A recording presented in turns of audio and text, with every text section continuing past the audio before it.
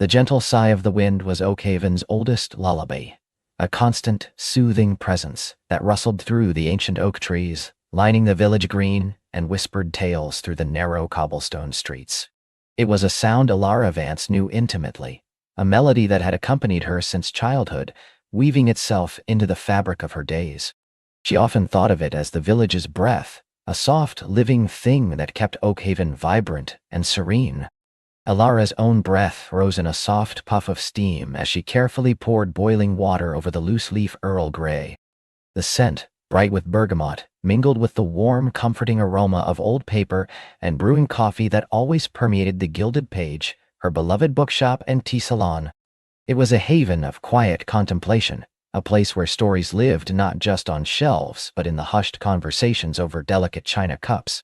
Her fingers, slender and accustomed to turning pages and cradling mugs, moved with an easy grace. The morning sun, filtering through the leaded glass windows, cast a warm golden glow across the polished wooden counter and illuminated dust motes dancing in the air like tiny, hopeful stars. Outside, the village was just stirring. Mrs. Gable, the postmistress with a penchant for brightly colored scarves and even brighter gossip, would soon be making her way to the bakery.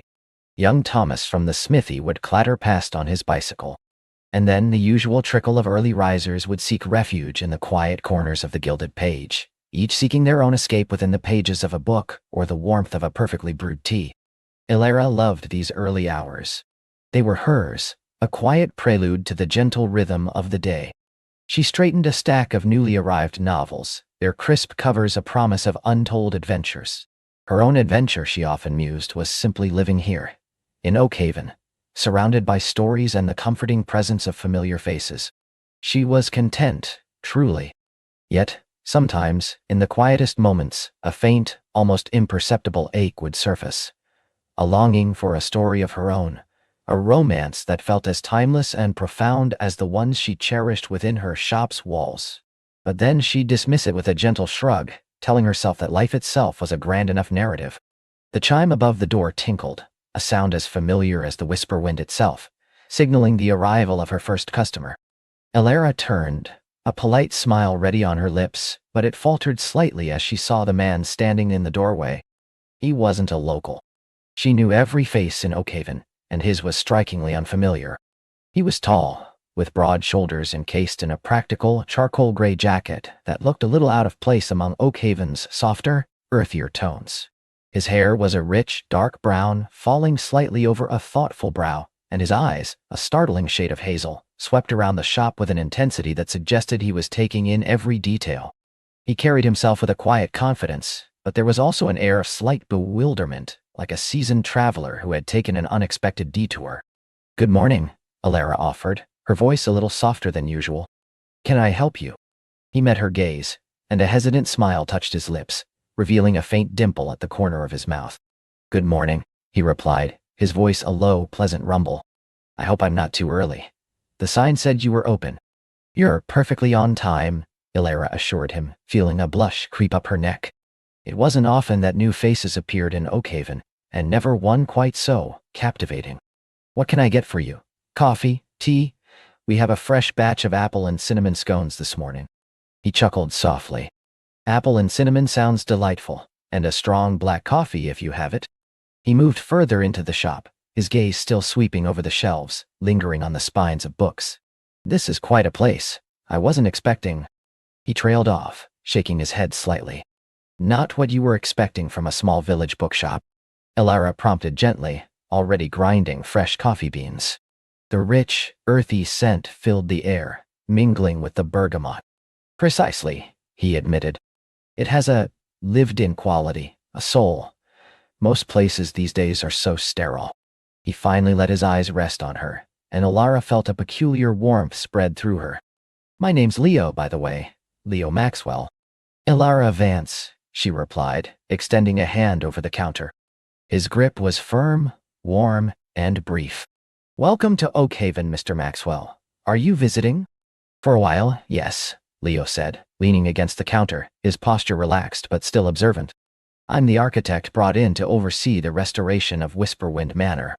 Alara's eyes widened slightly. Whisperwind Manor.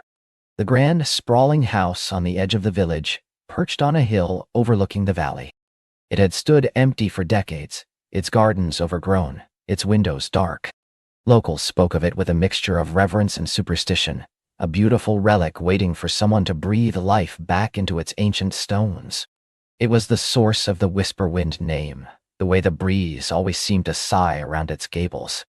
Whisperwind Manor, Elara repeated, a hint of awe in her voice. That's quite a project. It's been empty for so long.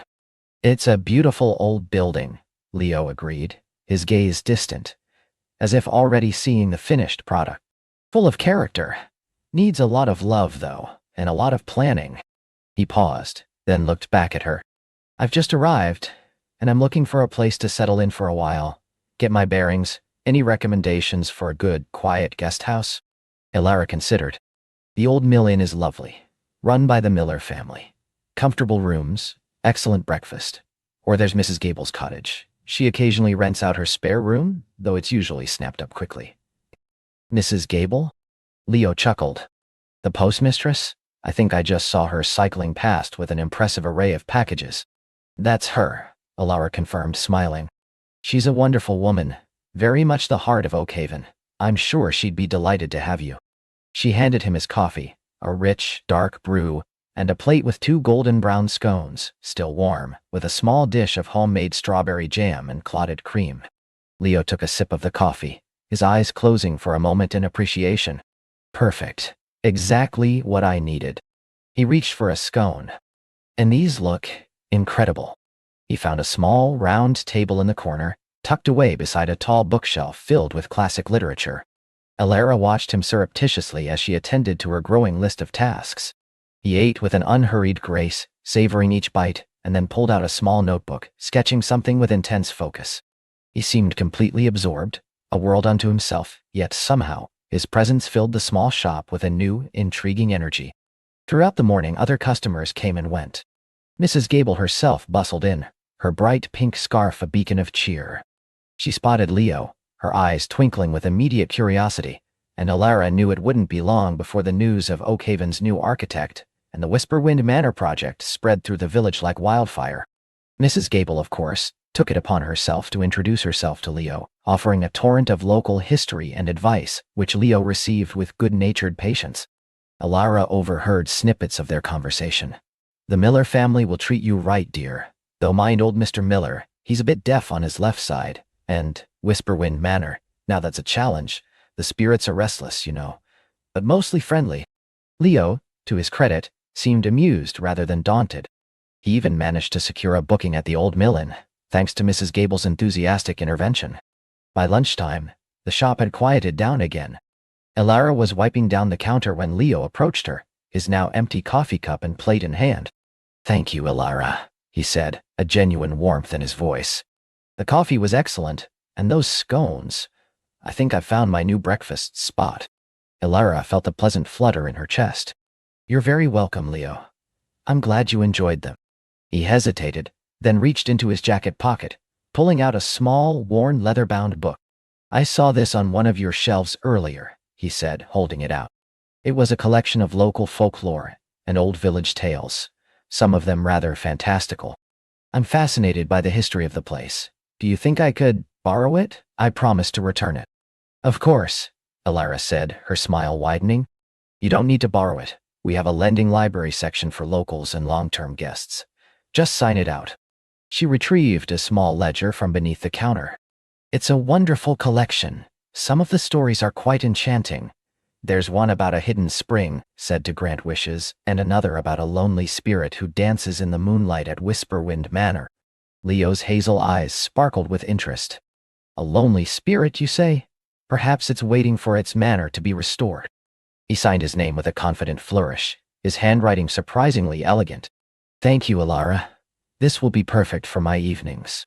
He glanced out the window where the Whisperwind was now gently coaxing leaves from the oak trees.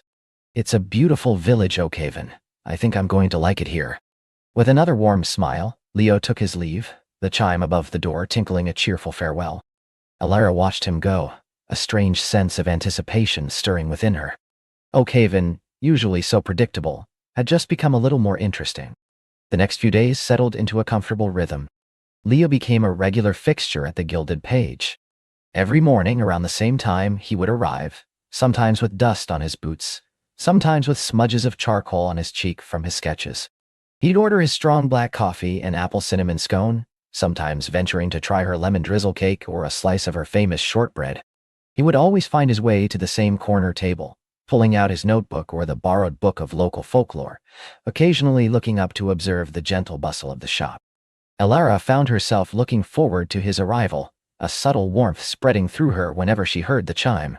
She learned that he preferred his coffee extra hot, that he liked to read the newspaper while he ate, and that he had a habit of running a hand through his dark hair when he was deep in thought. He didn't talk much, not at first, but his quiet presence was oddly comforting. One blustery afternoon, when the Whisperwind outside had grown into a more insistent gust, rattling the windows of the Gilded Page, Leo was the only customer left. He was engrossed in the folklore book, a frown of concentration on his face. Elara, tidying up the shelves, found herself drawn to his quiet intensity. "Finding any more lonely spirits in the manor, Leo?" she asked, her voice soft in the quiet space. He looked up, a faint smile playing on his lips. "More than a few, though the most intriguing one is the tale of the Whisperwind itself. The book says it's not just the wind, but the collective memories and dreams of everyone who ever lived in Oakhaven, carried on the breeze." Elara nodded, placing a hand on a dusty volume of poetry. "That's a lovely way to think of it. My grandmother used to say the Whisperwind carried secrets from one generation to the next, if you only listened closely enough." "Secrets, huh?" Leo mused, closing the book. "I suppose Whisperwind Manor must be full of them." He paused, his gaze softening as it met hers. "It's a big undertaking, Elara, bigger than I initially thought. The structure is sound, but it's like a sleeping giant. Bringing it back to life feels important, like I'm not just restoring a building, but a piece of Oakhaven's soul." Elara felt a pang of understanding. "I know what you mean. This shop feels like that to me. It's not just books and tea. It's a place for connection, for stories to be shared. It holds so many memories for the villagers." He nodded slowly, a thoughtful expression on his face. "It does. I've seen it, even in these few days. The way people greet each other, the way they linger. There's a sense of community here I haven't encountered in a long time." He paused, then added, almost as an afterthought, "It's nice." "It is," Elara agreed, her heart feeling unexpectedly light. "Oakhaven has a way of drawing people in." "It certainly has," Leo said, his eyes lingering on hers a moment longer than necessary. Then, as if snapping himself out of a reverie, he stood up. "Well, I should get back to the manor. There's a particular section of the roof I need to inspect before the weather turns truly sour." He returned the folklore book, promising to borrow another soon. As he walked out, the Whisperwind ruffled his dark hair, and for a fleeting moment, Elara imagined the wind carrying a secret, not from the past, but into her future. Later that week, a small crisis struck the Gilded Page. The ancient, temperamental boiler, responsible for heating the entire shop and providing hot water for the tea service, decided to give up the ghost with a terminal hiss and gurgle. It was a cold, damp morning, and the air inside the shop quickly grew chilly, making the prospect of a warm cup of tea less appealing.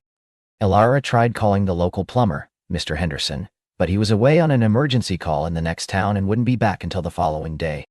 Despair began to creep in. A cold tea shop was not a welcoming tea shop, and she had a busy day of orders. Just as she was contemplating closing for the day, the chime above the door announced Leo's arrival. He walked in, rubbing his hands together. "Brr, it's colder than usual in here, Elara. Is your heating on the fritz?" Elara sighed, running a hand through her hair. "Completely. The boiler's given up. Mr. Henderson can't come until tomorrow. I don't know what I'm going to do. I have a big order for Mrs. Henderson's book club this afternoon." Leo frowned, a thoughtful look on his face. "A boiler, you say? What kind is it?" "An old oil-fired one," Elara explained, gesturing vaguely towards the back room. "It's been a bit temperamental for years." "Mind if I take a look?" Leo asked, surprising her. "I'm an architect, not a plumber, but I've done my fair share of work on old houses. Sometimes it's just a simple fix." Elara hesitated. "Oh, I couldn't ask you—" "You're not asking," he interrupted gently. "I'm offering. Besides, I could do with a distraction from arguing with a building inspector. Lead the way. Grateful, Elara led him to the small utility room at the back of the shop. The boiler stood in a dusty corner, a hulking metallic beast. Leo knelt down, his dark jacket sleeves pushed up, revealing strong forearms. He peered at the various pipes and gauges, his brow furrowed in concentration. Elara watched, fascinated, as he expertly navigated the labyrinthine plumbing. He spoke to himself in low murmurs, occasionally tapping a pipe or adjusting a valve. After about 15 minutes of quiet tinkering, he stood up, wiping his hands on a rag Elara had provided. "Try it now," he instructed, gesturing to the thermostat. Elara, heart pounding with a mixture of hope and skepticism, turned the dial. For a moment, nothing happened. Then, with a hesitant click, the boiler rumbled to life. A low, comforting hum filled the room, and within minutes, the radiators began to warm. "Leo, you fixed it," Elara exclaimed, a genuine laugh bubbling up from within her. "I can't believe it. You're a lifesaver." He gave a modest shrug, a pleased smile on his face. "Just needed a little persuasion. Old systems can be stubborn. Glad I could help." "How can I ever thank you?" she asked, truly relieved. "A strong black coffee and an apple cinnamon scone will do just fine," he said, his eyes twinkling. "And maybe for once you can join me at my table." Elara's smile widened. "It would be my pleasure." She quickly brewed his coffee and plated his scone, then prepared a cup of her favorite Darjeeling for herself. She joined him at the small corner table, a warmth spreading through her that had nothing to do with the now functioning boiler.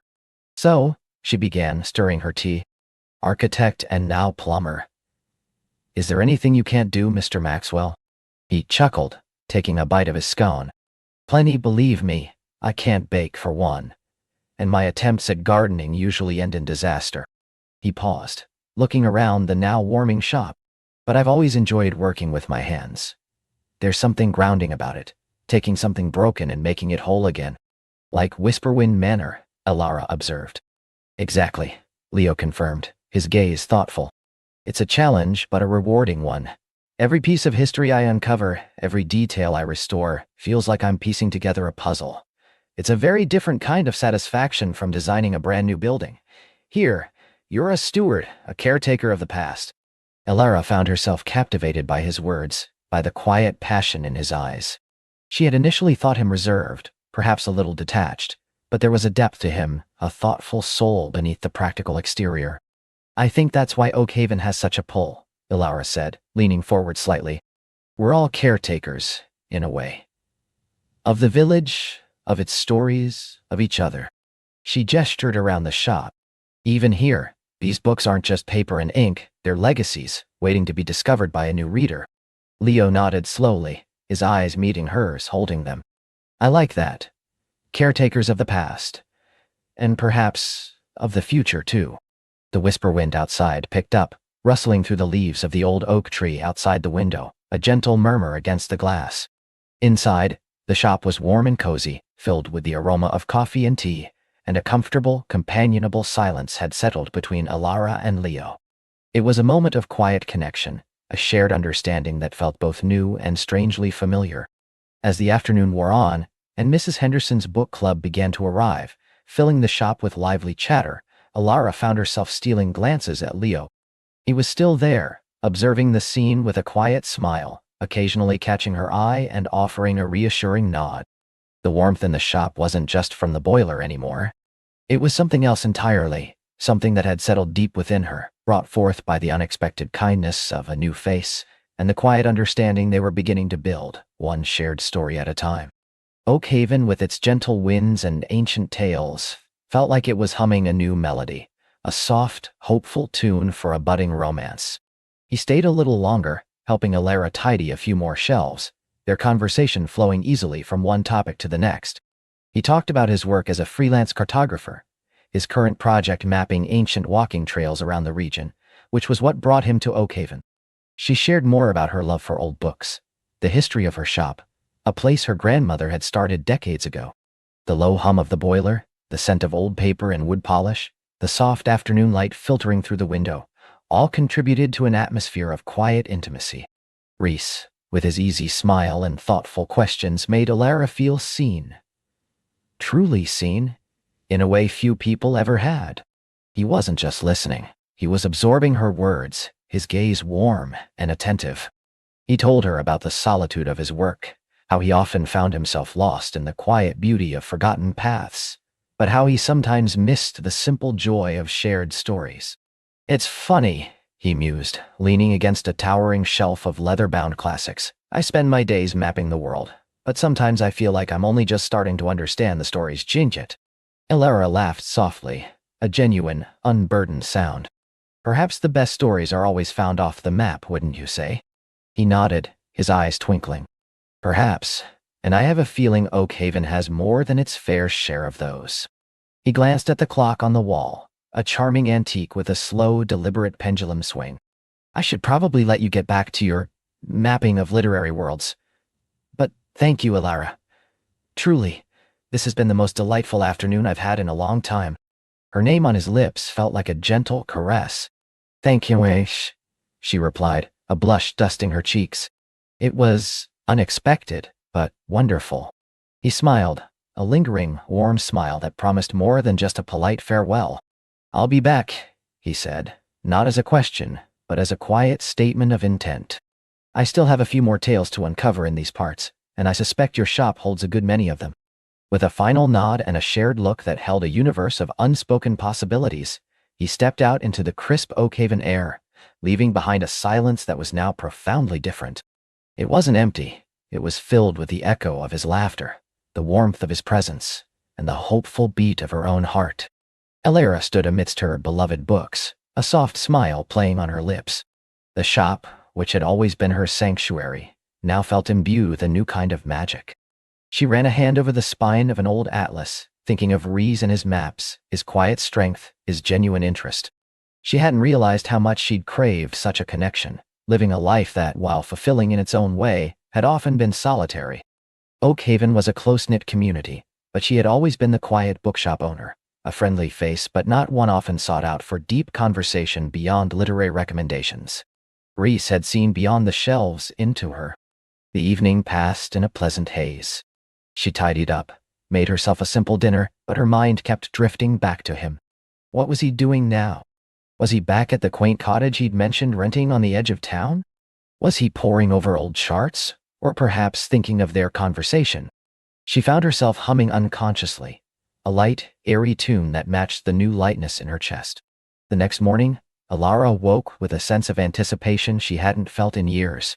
The usual rhythm of her day, opening the shop, arranging new arrivals, brewing her morning tea, felt charged with a gentle excitement. Every time the bell above the door chimed, her heart gave a little flutter, only to settle when it was a regular customer, a tourist, or Mrs. Henderson looking for a new, cozy mystery. She found herself subconsciously tidying the travel and exploration section, imagining Rhys browsing it. Days turned into a week. Rhys didn't return immediately. Alara told herself it was perfectly normal. He was a busy man, a cartographer exploring ancient trails. He couldn't just drop everything for a bookshop owner. Yet, a tiny part of her felt a pang of disappointment with each passing day. Had she imagined the spark? Had she read too much into his kind words and warm gaze? She tried to immerse herself in her books, in the familiar comfort of her literary world, but a new restless current flowed beneath the surface. She often found herself gazing out the shop window, watching the gentle ebb and flow of Oakhaven life. The village square, with its ancient oak tree and bubbling fountain, was the heart of the community. She saw children chasing pigeons, elderly couples strolling hand in hand, the local baker delivering fresh bread. It was a picturesque scene, one she loved dearly, but now it felt like a stage, waiting for a particular actor to make his entrance. One blustery afternoon, as rain lashed against the windows and the shop was quiet, save for the crackle of the old wood stove, Alara was lost in a particularly gripping historical novel. The bell above the door chimed, startling her. She looked up, her heart leaping before she could even process who it was. It was him. Rhys stood in the doorway, his dark hair a little damp from the rain, a sheepish, charming smile on his face. He held a small, neatly wrapped package. "Alara," he said, his voice a warm balm against the stormy weather outside. "Forgive my absence. The trails were more challenging than anticipated, and I got quite lost in them." He gestured vaguely towards the outside world. "But I couldn't stop thinking about our conversation, and something led me back here." A wave of relief washed over Alara, so potent it almost made her knees weak. "Reese, I thought you might have forgotten about Oakhaven or my little shop." She tried to sound casual, but her voice was laced with an undeniable happiness. He shook his head, stepping further inside, bringing with him the scent of fresh air and something subtly masculine. "Impossible, and certainly not your shop. I actually came across something I thought you might appreciate." He held out the package. Alara took it, her fingers brushing against his briefly, sending a jolt through her. The package was heavy, wrapped in plain brown paper and tied with a simple string. "What is it?" she asked, her curiosity piqued. "A small token," he replied, his gaze soft.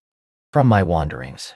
An old map, not quite suitable for my current project, but perhaps a delightful piece of history for your collection." Carefully, Alara untied the string and peeled back the paper. Inside, nestled among tissue, was a beautifully preserved, hand-drawn map. It depicted Oakhaven and its surrounding areas, but not as they were today. It was an intricate, detailed map from the late 18th century, showing forgotten paths, names of farms long gone, and a sprawling ancient forest that had since been partially cleared. The ink was faded, the paper a delicate parchment, but its beauty was undeniable. "Reese," she breathed, tracing a finger over a faded river. "This is exquisite. It's truly wonderful." "In an old antique shop in the next town over, tucked away in a dusty corner," he explained, watching her face light up. "It reminded me of our talk about stories off the map. This map tells so many silent ones, doesn't it?" "It does," she agreed, her heart swelling with gratitude. "It's perfect. Thank you, truly." She looked up at him, her eyes shining. "You didn't have to." He shrugged, a comfortable smile settling on his face. "I wanted to.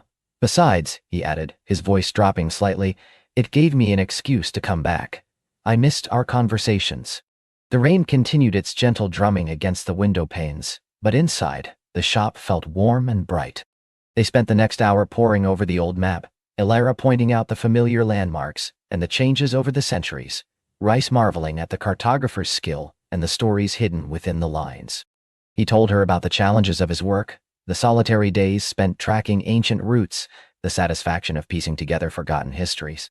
She, in turn, shared stories of her favorite books, the characters that felt like old friends, the way literature could transport you to other worlds.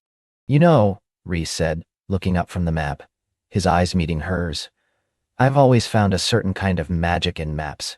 They're not just lines on paper. They're invitations to adventure, to discovery, and books, I think, are much the same." "Absolutely," Alara agreed, her heart doing a little flip. "They're both ways of exploring, aren't they? One explores the physical world, the other, the human soul." He nodded, his gaze lingering on her. "You have such a passion for it. It's captivating." A blush crept up Alara's neck. She looked away, pretending to adjust a stack of novels. "It's just my life," she murmured. "It's more than that," Reese insisted gently. "It's a part of you, and it's beautiful." The compliment hung in the air, a delicate thread between them. The shop was quiet again, the only sound the rain and the soft crackle of the stove. The intimacy of the moment was palpable, a shared understanding that deepened with every beat of Alara's heart. Would you like some tea?" she offered, needing to break the spell, yet wanting him to stay. "I've got a fresh pot of Earl Grey brewing." "I'd love some," he said, his smile warm and genuine. "Thank you." They sat at the small, worn table near the window, sipping tea from mismatched ceramic mugs. The rain softened to a drizzle, and a hint of a rainbow arched over the distant hills. Their conversation flowed easily, touching on childhood memories, favorite places, dreams for the future. Alara learned that Reese had grown up in a small coastal town, much like Oakhaven, which explained his comfort with quiet village life. He spoke of his love for the sea, his father, a retired fisherman, and his younger sister, who was an artist. He told her how he'd fallen into cartography almost by accident, after a backpacking trip through the Himalayas sparked an obsession with understanding the lay of the land. Elara found herself sharing details she rarely divulged. Her quiet childhood spent mostly in the shop, her grandmother's stories of Oakhaven's past, her longing to travel but her deep-rooted attachment to her shop and the village. She spoke of the comfort she found in the stories of others, the way books had shaped her understanding of the world. Rhys listened with an unwavering attention, his eyes reflecting a deep understanding. He made her feel safe, seen, and utterly comfortable. Before they knew it, the late afternoon light was fading, painting the shop in hues of gold and rose. Rhys stood to leave, a reluctant sigh escaping him. "I should let you close up. I've taken up enough of your afternoon." "Nonsense," Elara said quickly. "It's been lovely. Truly." He smiled. "It has, and I was wondering," he began, a slight hesitation in his voice. "Oakhaven has some rather beautiful walking trails, even if they're not quite ancient. And I, as you know, am rather fond of maps. Would you consider joining me for a walk sometime? Perhaps to see some of the places on this old map come to life?" He gestured to the antique map still lying on the table between them. Elara's heart fluttered. This was it. A clear invitation, not just a casual visit to the shop. "I'd love that, Rhys," she replied, her voice soft but firm. "Very much." "Wonderful," he said, relief evident in his smile. "How about Saturday morning? We could meet at the old oak tree in the square, say 10 o'clock? Saturday at 10. Perfect." He lingered for a moment, his gaze warm, before offering a final gentle smile and stepping out into the twilight.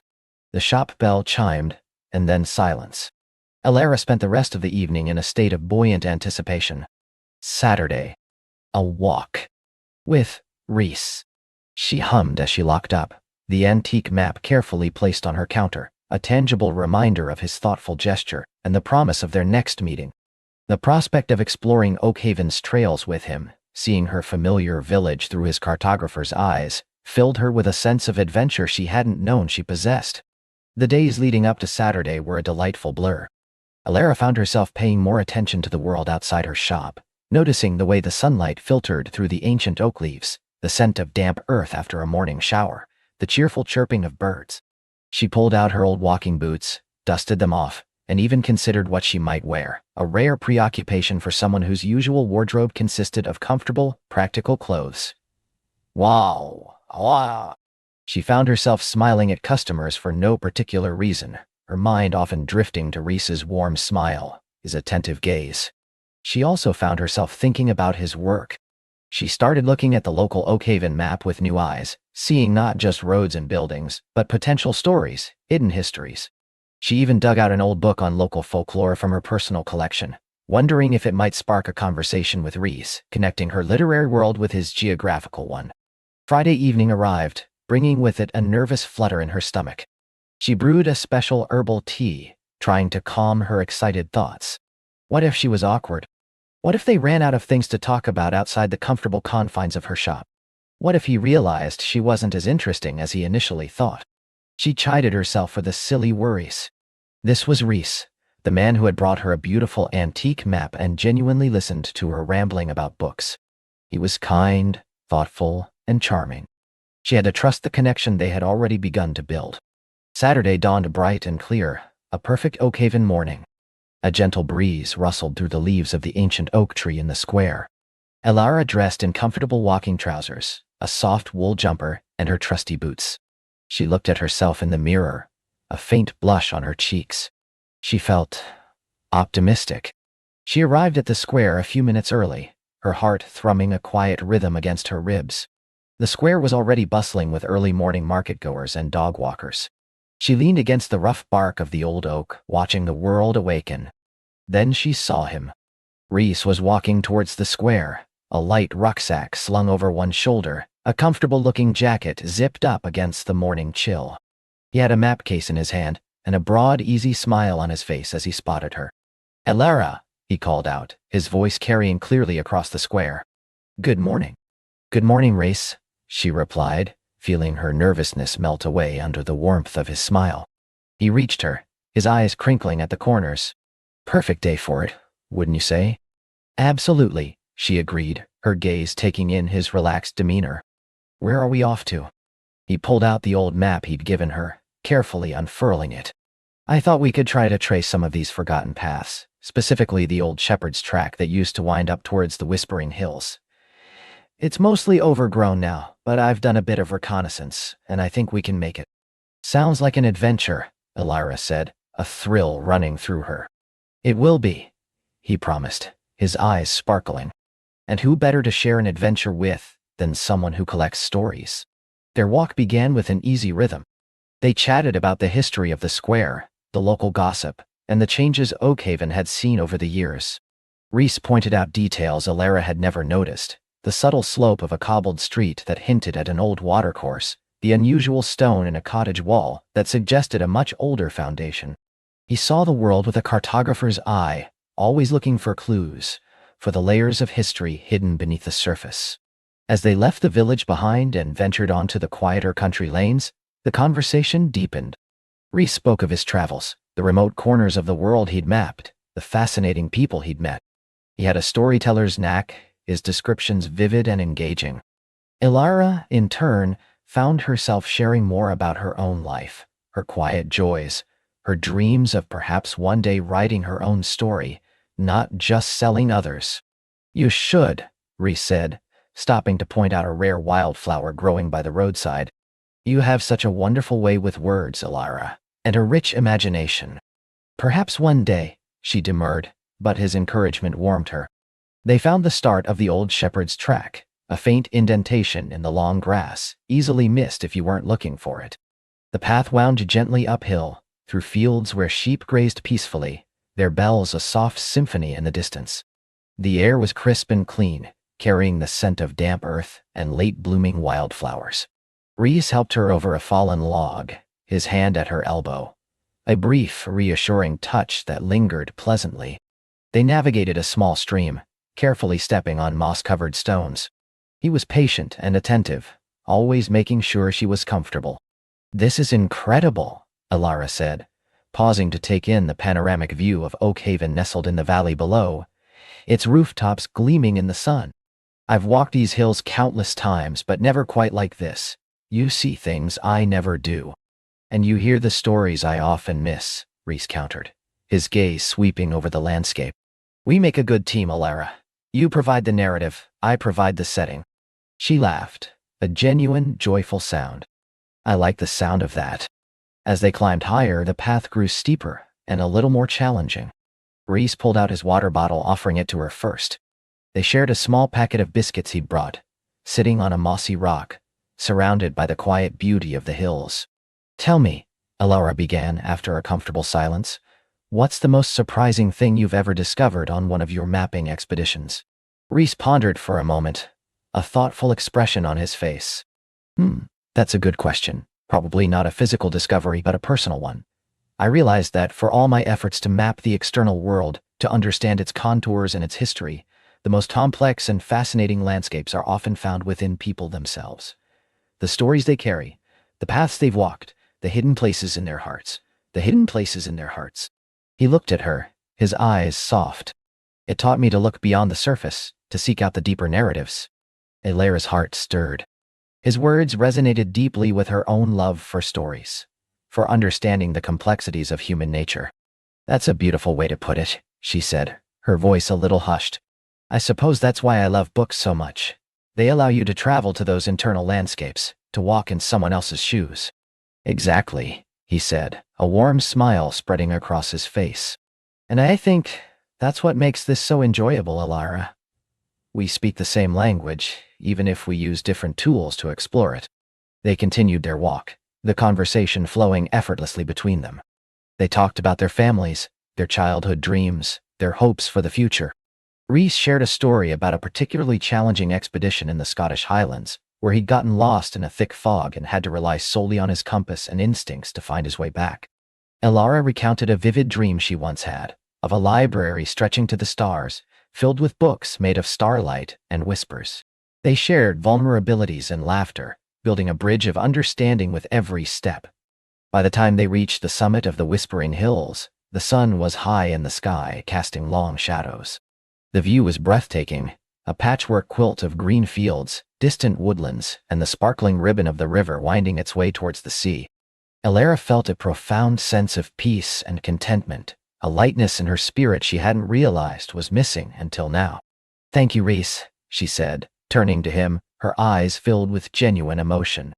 "This has been truly wonderful, more than I could have imagined." He smiled, a gentle, tender smile that made her heart ache in the best possible way. "The pleasure was all mine, Elara, and I have a feeling this is just the first chapter of our Oakhaven adventures." The descent was easier, the path more familiar. They walked hand in hand for a brief, natural moment as they navigated a particularly rocky section, their fingers intertwining, a silent current passing between them. The touch was light, yet significant, a quiet affirmation of the unspoken connection growing between them. Elara's cheeks warmed, and she found herself wishing the moment could stretch on forever. Back in Oakhaven, the village square was still lively. Rhys walked her to her shop door. "I've had a truly exceptional day, Elara," he said, his voice soft. "Thank you for sharing your Oakhaven with me. And thank you for showing me parts of it I'd forgotten or never knew," she replied, her gaze meeting his. "It means a lot." He hesitated, then reached out, gently brushing a stray strand of hair from her face. His touch was feather light, yet it sent shivers down her spine. "I was wondering," he began, his voice a low rumble, "if you might consider letting me treat you to dinner tonight. There's a charming little pub in the next village over that serves excellent food, and I'd love to continue our conversation." Elara's heart gave a hopeful leap. "I'd love that, Rhys," she said, a wide smile spreading across her face. "What time?" "How about 7? I'll pick you up here if that's all right." "Perfect," she confirmed. "I'll see you then." He smiled, a deep, warm smile that reached his eyes, and then, with a final lingering look, he turned and walked away. Elara stepped into her quiet shop, the scent of old books and the memory of Rhys's touch filling the air. She leaned against the door, a giddy laugh escaping her. Deader. With Rhys. The day had unfolded like a perfectly crafted story, each chapter more delightful than the last. She felt a lightness in her step as she went about her evening routine, her mind already buzzing with anticipation for the night ahead. The ancient tales of Oakhaven seemed to whisper approval in the gentle evening breeze, and the new melody, soft and hopeful, grew stronger, weaving itself into the very fabric of her being. Elara spent the next few hours in a delightful flurry of activity. She chose a simple, elegant dress in a deep forest green, a color that brought out the flecks of gold in her eyes. She brushed her hair until it shone, applied a touch of rose-tinted lip balm, and even considered, for a fleeting moment, wearing the delicate silver necklace her grandmother had given her. She decided against it, wanting to keep things easy and natural. This wasn't about dressing up to impress, it was about feeling comfortable and confident for an evening with someone who already made her feel truly seen. She locked up the shop a little earlier than usual, the familiar chime of the bell sounding like a cheerful invitation to the evening. The sky outside was a canvas of deep blues and purples, the first stars beginning to twinkle. She stood on the doorstep, taking a deep breath of the crisp Oakhaven air, a mix of excitement and gentle nerves fluttering in her stomach. Promptly at 7, a gentle tap sounded on her shop door. Elara opened it to find Rhys standing there, looking impossibly handsome in a dark jumper and trousers. His smile was immediate and genuine, his eyes lighting up as he saw her. "Elara, you look beautiful," he said, his voice soft, a genuine admiration in his gaze. A blush warmed her cheeks. "Thank you, Rhys. You look very nice too." "Shall we?" he offered, extending a hand. They drove a short distance to the neighboring village, a quaint hamlet nestled amongst rolling hills. The pub, the Golden Hearth, lived up to its name. Inside, a roaring fire crackled in a large stone fireplace, casting a warm, inviting glow over the cozy interior. The air was filled with the gentle hum of conversation, the clinking of glasses, and the comforting aroma of hearty food. They found a quiet corner table by a window overlooking a small moonlit garden. The atmosphere was perfect, intimate, yet relaxed. Over a delicious meal of slow-cooked lamb and root vegetables, their conversation flowed as easily as the local ale. They talked about everything and nothing, from their favorite childhood books to their opinions on the best way to brew a cup of tea. Rhys shared more about his current mapping project, detailing the challenges of deciphering faded historical records and the satisfaction of uncovering a long-lost path. Ilara recounted amusing anecdotes about eccentric customers and the unexpected treasures she sometimes found tucked away in donated books.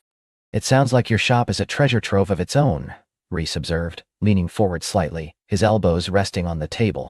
"Not just of books, but of stories and human connection." "It is," she agreed, her heart warming at his perception. "It's more than just a business. It's a part of me, a legacy from my grandmother. Every book has a history, and every person who walks through that door brings their own." "And you're the curator of it all," he said, a thoughtful smile on his face. "The guardian of Oakhaven's literary heart." His words filled her with a profound sense of validation. He understood her, truly. As the evening deepened, the pub grew quieter, the fire casting longer shadows. Their conversation shifted, becoming more personal, more vulnerable. Reese spoke of a time when he felt lost, after a particular project had gone wrong, and how finding solace in the wilderness had guided him back to himself. Ilara, in turn, confessed her own quiet fears, the fear of her shop not thriving, the fear of being alone, despite her love for solitude. "I think everyone feels that sometimes," Reese said gently, reaching across the table to cover her hand with his. His touch was warm, reassuring. "The fear of being adrift. But it's in those moments that we often discover our own compass, isn't it? Our internal map." Ilara looked at his hand, then up at his kind, steady eyes. "Perhaps," she whispered, a lump forming in her throat. "And sometimes it helps to have someone to walk the path with." He squeezed her hand lightly. "Indeed it does." The warmth of his touch, the sincerity in his eyes, enveloped her in a cocoon of comfort and understanding. It wasn't just physical warmth. It was an emotional connection that settled deep within her, calming her fears, making her feel safe and cherished. They talked for what felt like hours, the world outside the cozy pub fading into insignificance. By the time they finally decided to leave, a comfortable silence had settled between them, punctuated by soft smiles and knowing glances. The drive back to Oakhaven was filled with the gentle hum of the car and the quiet intimacy of two people who had found a deep resonance with each other. Reese pulled up outside her shop, the street now quiet and bathed in moonlight. He turned off the engine, plunging them into a comfortable silence. "Reese," Ilara said, turning to face him, "thank you for everything today. The walk, the map, dinner. It's been perfect." "It truly has been, Ilara," he replied, his voice a soft murmur in the darkness. He reached out, his fingers gently tracing the line of her jaw. "I feel like I've known you for much longer than a week." Her breath hitched. "Me too." He leaned closer, his gaze dropping to her lips. Ilara's heart hammered against her ribs, a frantic, joyful drum.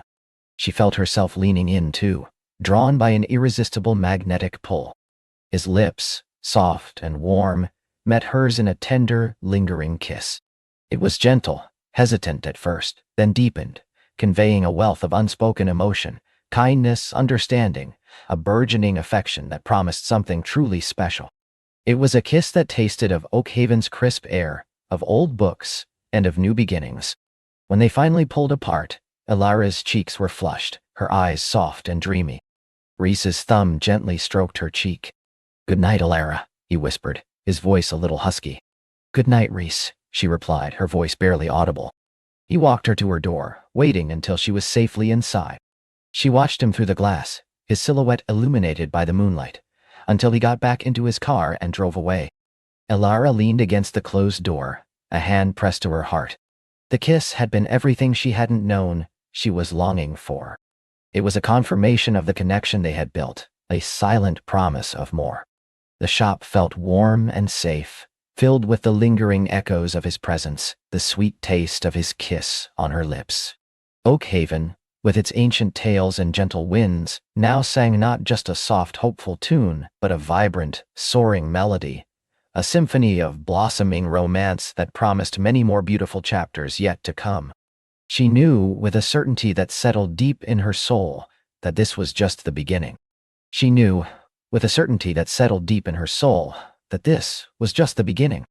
Ilara closed the shop door, the bell above chiming a soft final note that seemed to echo the quiet thrumming in her chest. The street lights of Oakhaven cast a gentle glow on the cobblestones, painting long shadows that danced in the evening breeze. She touched her lips, a ghost of his warmth still lingering there, a sweet, heady memory. It wasn't just a kiss. It was a revelation, a silent conversation that spoke volumes about shared understanding and burgeoning affection. She felt lighter, as if a long-held breath she hadn't known she was holding had finally been released. The shop, usually a sanctuary of quiet introspection, now felt imbued with a new kind of magic, a vibrant pulse that resonated with her own. The next morning, the world seemed to hum with a brighter clarity.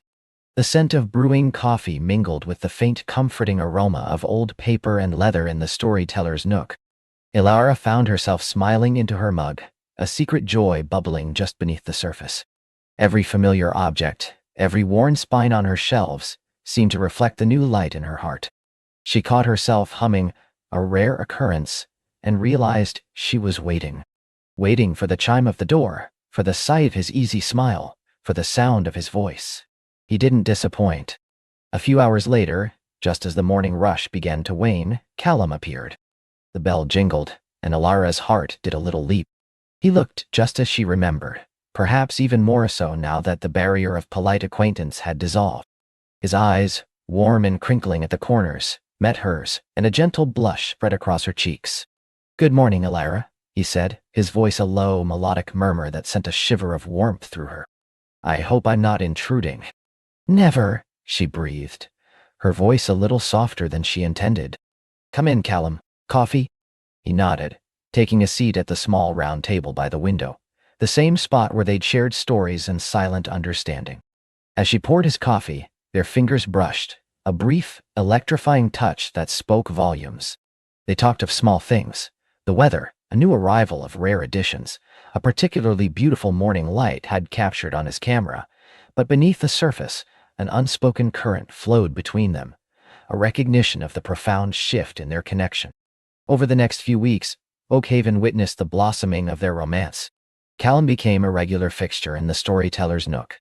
He'd often arrive in the mornings with freshly baked croissants from Mrs. Henderson's bakery, his camera bag slung over his shoulder, ready to offer a helping hand with shelving, or simply to sit and listen as Ilara read passages from her favorite books. He saw the world through a lens, seeking beauty in narrative, and Ilara, through her stories, provided him with endless wells of human experience and emotion. He, in turn, encouraged her to see her own life as a story, one she was actively writing. They explored Oakhaven together, Callum capturing its ancient charm through his camera, Ilara sharing its hidden nooks and legendary tales. They walked through the whispering woods, their hands brushing, then intertwining, as they spoke of dreams and fears, of past wounds and future hopes. He told her of his travels, of the vibrant cities and remote landscapes he had captured, of the fleeting connections he'd made along the way. She, in turn, opened up about her quiet life, her passion for the stories that filled her shop, and the profound sense of belonging she felt in Oakhaven. "You have such a grounding presence, Ilara," he said one evening, as they sat by the river, watching the sunset paint the sky in hues of orange and rose. "It's like you hold all the stories, and that makes you incredibly resilient, incredibly reeling." Ilara smiled, leaning her head on his shoulder. "And you, Callum, you bring stories to life with your eyes, with your camera. You make the ordinary extraordinary." Their connection deepened with each shared moment. There was an ease between them, a comfortable silence that spoke of true understanding. Ilara found herself laughing more, her heart feeling lighter than it had in years. Callum, she noticed, seemed to settle into the rhythm of Oakhaven, his restless spirit finding a quiet contentment it hadn't known before. He began taking photographs of the town, not just as a transient observer, but with the affection of someone who saw it as home.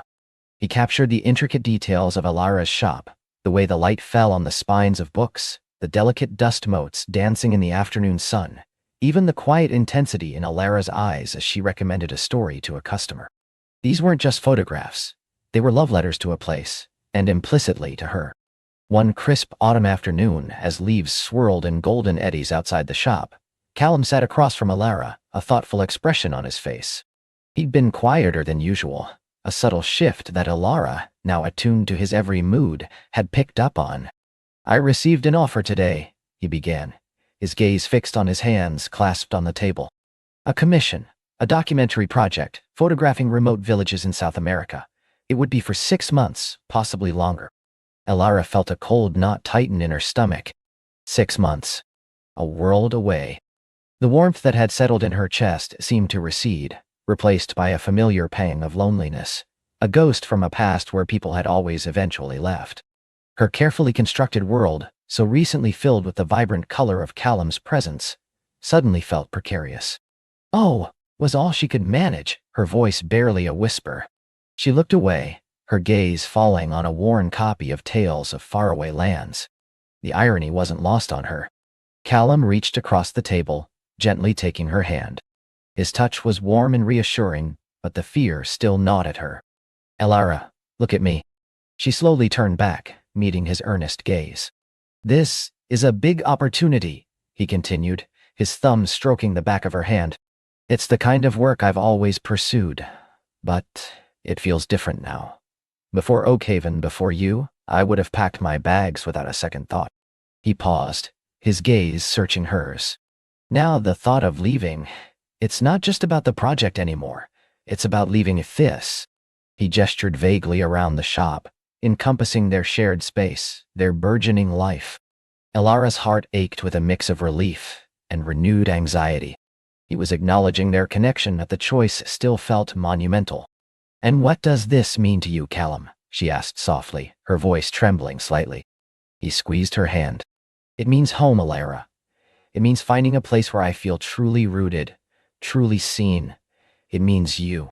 His eyes were intense, vulnerable.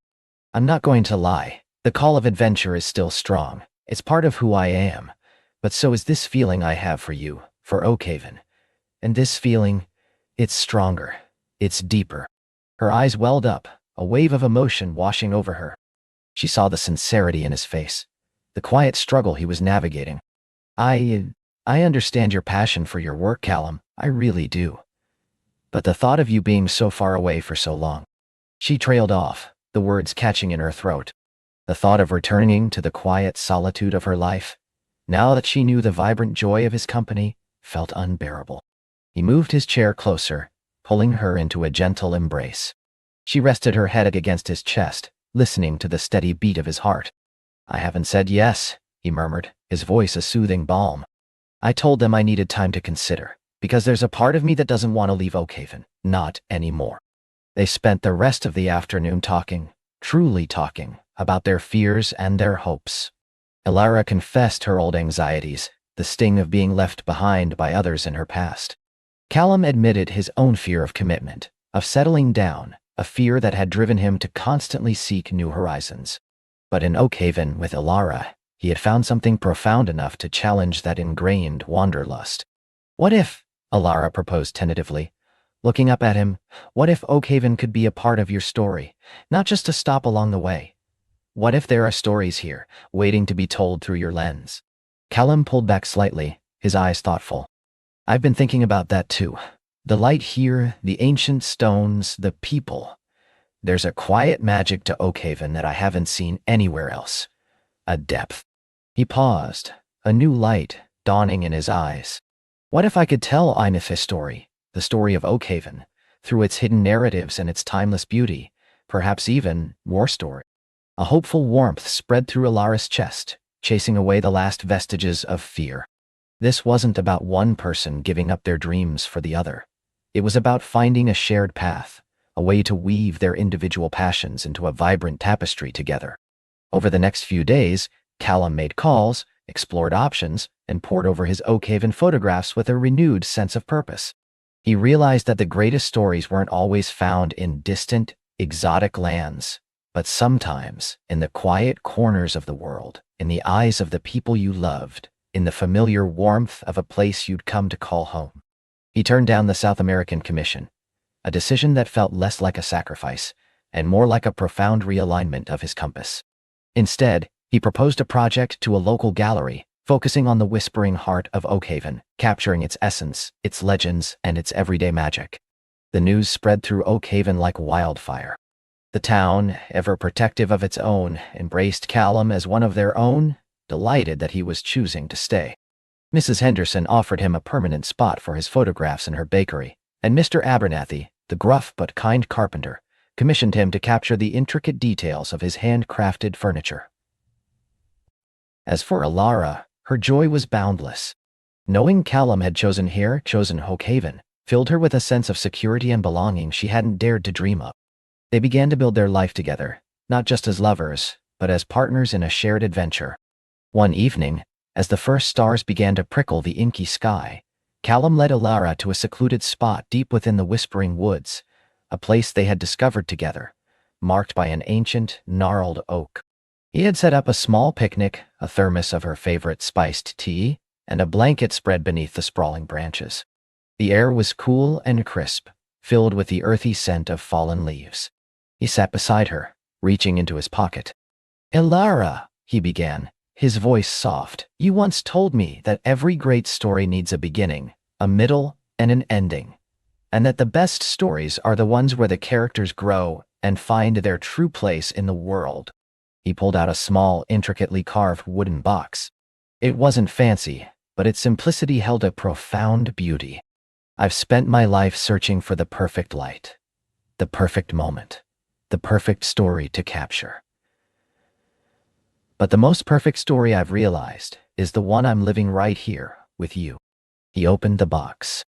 Inside, nestled on a bed of velvet, was a silver locket engraved with a delicate oak leaf. It wasn't ostentatious, but elegant and timeless, perfectly capturing the spirit of Oakhaven and their connection. "This isn't a proposal for marriage, not yet," he said, a gentle smile playing on his lips, "though I hope one day it will be. This is a promise, Alara. A promise that my wandering heart has found its home. A promise that I want to continue writing our story, chapter by chapter, day by day, right here in Oakhaven, with you by my side. Will you wear this as a symbol of our beginning?" Tears streamed down Alara's face, not of sadness, but of an overwhelming, profound joy.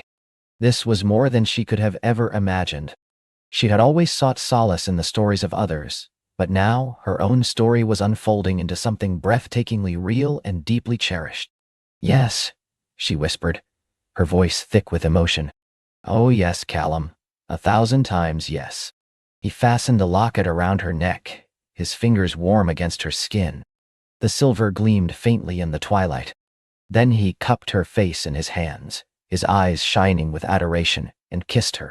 It was a kiss that spoke of devotion, of future, of a love as deep and enduring as the ancient oaks of Oakhaven. Under the watchful gaze of the old oak, amidst the whispering rustle of leaves, Alara and Callum embraced their future. The storyteller's nook continued to thrive, but now it held not just the echoes of countless tales, but the vibrant living story of their love. Callum found endless inspiration in Oakhaven, his photographs capturing its soul and the quiet beauty of its people, including many tender portraits of Alara, her eyes now brimming with the joy he had helped awaken. Alara learned that the most enchanting stories weren't always bound in leather and ink, but woven into the fabric of everyday life, in shared laughter, in comforting silences, and in the unwavering embrace of a love that had found its perfect home. Oakhaven, with its ancient tales and gentle winds, now sang a symphony of blossoming romance, a melody that filled every corner of their lives, promising not just many more beautiful chapters, but a boundless, heartwarming epic, written together forever. And as she drifted off to sleep each night, with the comforting weight of the locket against her skin, Alara knew with a certainty that settled deep in her soul, that this was just the beginning of their forever.